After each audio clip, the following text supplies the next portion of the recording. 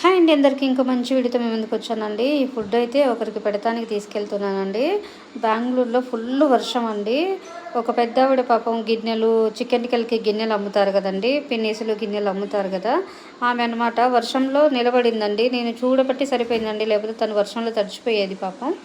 అయితే నేను gate open చేసి రామ్మ లోపలికి అనేసి పిలిచి, అమ్మ ఏమంటే తిన్నారా అంటే లేదమ్మా అంటే, తింటారా అమ్మ అంటే తింటా అన్నదండి. సరే నేను భోజనం అనేది పెట్టానండి. ఈ అంటే ఇలా ఎవరైనా ఆపదలో ఉంటే పాపం వాళ్ళకి కొంచెం హెల్ప్ చేసి వాటరు అలాంటివి ఇవ్వాలనే ఉద్దేశంతో మాత్రం వీడియో తీశానండి. వీడియో నచ్చితే లైక్ చేయండి.